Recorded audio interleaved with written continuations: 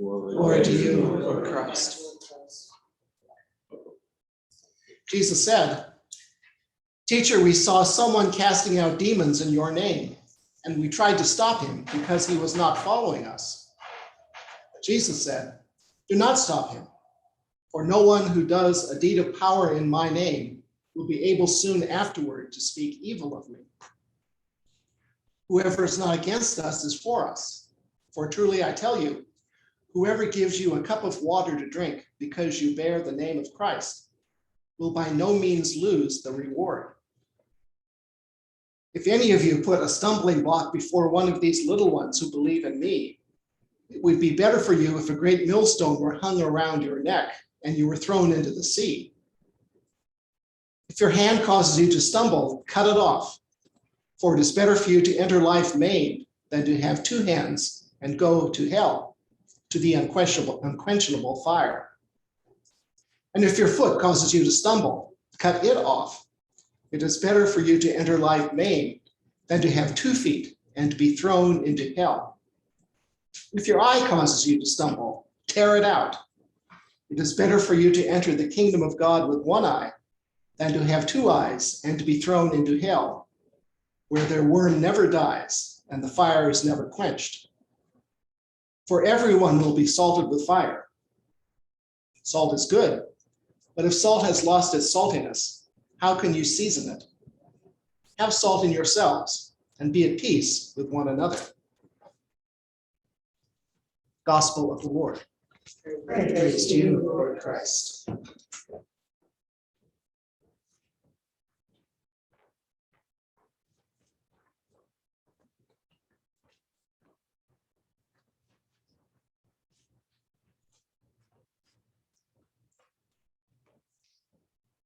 In the words of my mouth and the meditation of our hearts bring light. Well, typically when I'm going to preach on a Sunday, the preceding Monday, I'll take a look at what the lessons are and see what pops up. So last Monday I did that. I looked at the lessons, that first lesson on Esther. That's a wonderful story and a wonderful book. And unfortunately, I wanted to say, be careful because you're going to hear the ending of the story. So I would suggest you go back, get your Bibles out and read that book of Esther. It's not very long, and it's a great story. Now you know the ending, but it's the story that precedes it is a wonderful story. So I looked at that. I looked at James. There are all things going on there. I looked at the gospel, and what popped up was, if your hand causes you to stumble, tear it off. It's better to have 1 hand than have 2 hands and be in hell. And I don't want to go there. I don't want to go there. And then so that was still going on. And then Friday in the Chronicle, there was a story about the Taliban in Afghanistan, and they're going to reinstate the strict Islamic law where if you're a robber, you lose your hand. And what's going on here? So I've got to get into this. So I got into it, and it's been a week of hell for me, at least dealing with it. So I thought where to start. So we have these 2 words, sin and hell, and sin leads us into hell, and those are loaded words, sin and hell. Now for hell. That's a word when I was growing, you couldn't say that word. Folks would say HE double toothpicks, but you couldn't say the word, except in church. You could say the word in church. We said the Apostles' Creed every week, and Jesus descended into hell. So it was okay to say hell in church, but you couldn't say it outside of church. That was kind of strange, it seems like. So when we think of hell, we think of that place of Dante's Inferno. Kathy and I were in the baptistry at Pisa years ago, and I was in the baptistry, and there's the big baptismal font in the center, but then to get there, you have to walk around in circles, and there are all these frescoes on the wall describing hell. And I'm looking at these frescoes, and they are just horrible things. I got scared looking at these. I was a 20th century educated, fairly intelligent male, and I'm looking at these frescoes from 1,000 years ago, and I'm getting scared. And at one point I was thinking, well, my parents said I was baptized. Maybe I ought to just make sure, because I don't want to end up there. So when we think of hell, that's what we're thinking of. When we think of sin, well, that's something pretty nasty. Sin. Ugh.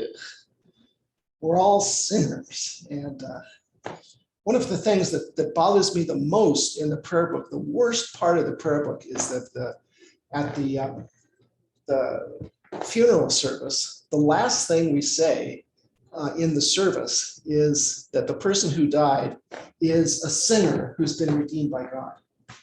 The last thing we say about a brother or sister who's part of a community, as we go out to bury them, the last thing we say is they're a sinner. This church is obsessed with sin.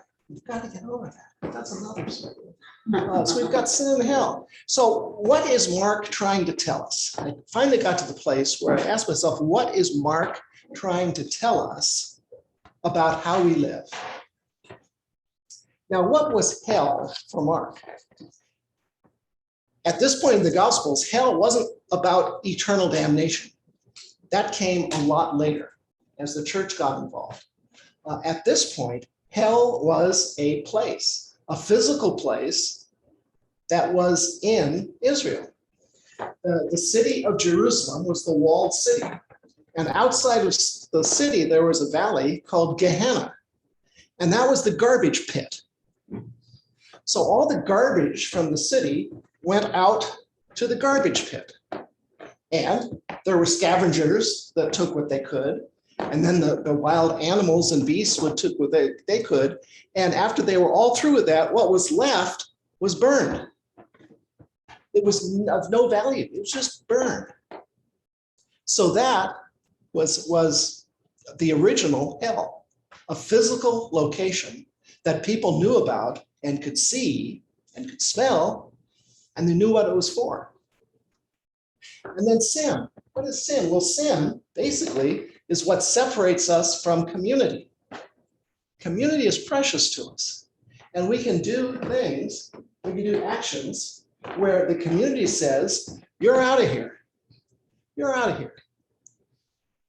So what Mark is trying to tell us is if you sin, that means if you're thrown out of the community, if you go on the other side of the gate from Jerusalem, you're going to end up in the garbage pit. You're just going to be thrown away like garbage. And it's better to lose a hand than it is to have two hands and be in the garbage pit. So what are you saying?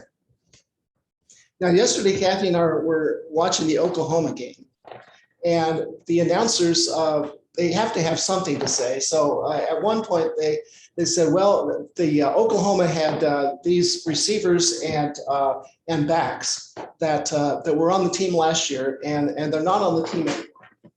And a couple of them graduated. A couple of them went to another program. 3 of them were kicked off the team because they committed armed robbery. Now, Kathy and I lived in Oklahoma when we were first married, and the fall in Oklahoma is all about football. There are football games all over the place. You go to a football game, we went to the football game at the junior college across the street from where we lived, and they'd play the national anthem, and people were respectful. And after that, they'd play Oklahoma, and the place went wild. And if you played for the Oklahoma football team, you were somebody. You had made it. You had worked hard, and you made the team. And so we had these 3 guys who last spring, members of the Oklahoma football team, committed armed robbery, and they were kicked off the team. And I was watching that game yesterday, and I was thinking, I'm here watching them play. They're probably out of jail, but they're not playing. And these guys were such fabulous athletes that every fall of their lives, they played football on some level. It was part of who they were. And now they've been kicked off the team. They've been put in the garbage heap. They're in Gehenna. And how do they feel if they watch that game, even if they don't watch the game? It's fall. It's time for football. And they can't play. What's going through their heads? We often say, I give my right hand for X. You've said that. These guys are thinking, I'd give my right hand if I could play football. Can't do it. They made their decision. So there's some things that separate us from community. And when we're out there in Gehenna, it is a horrible place. You've got 2 hands and 2 feet, but it's not worth it. So what do we do with it? How do we counter that? And I'm going to talk about gratitude. It's the fall. My daughter and her husband just went to Maine yesterday, and she sent pictures. The leaves are starting to turn, and the air is crisp, and they have these nice apples and all of that. And those of us who live here, I've lived here all my life, except for 4 years. We don't have that. But I felt fall last week, and you can, what it is to feel fall. The light is different. There's something in the air.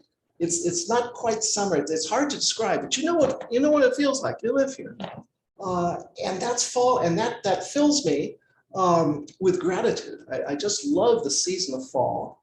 The season of fall is a season of gratitude. We have Thanksgiving. It's when the harvest comes in.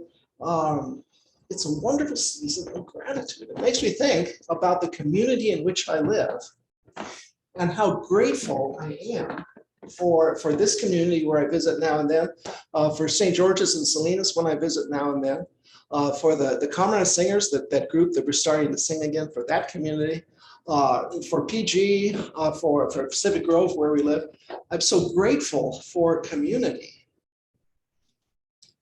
And I'm sure those football players were grateful for their community. But they were faced with a situation where we're going to commit armed robbery because I don't know why. Maybe they needed money. Maybe they were trying to exercise power, whatever was inside them to make them do that. What they didn't know was they were part of a community. And your actions can defame the community, defame you, and you could be thrown out. And if they had, in that moment of decision, had said, now wait, if we do this, we might not be able to play football. But they didn't think that. And so I think if we just cover ourselves in gratitude for our communities, when we have to make a decision, that's fairly important. And we say, well, I know what I want in my own egocentric way, but what effect does that have on the community which I value? Do I value the community more than what I want in my gut? And if I take what's in my gut, how is that going to affect the community and my life inside that community? And so in this fall, when the season of gratitude, take a look at your various communities from here, wherever communities you are a part of, and be part of that. Feel the gratitude and let that gratitude inform your decisions. And when you make a decision, we all make decisions. Is that going to be, how does that affect the community? Is it life-giving to the community? We heard the word stumbling block. Don't be a stumbling block. Well, that's the negative part of it. Decisions we made can be building blocks, if you will, for the communities in which you serve. And it's all based in gratitude.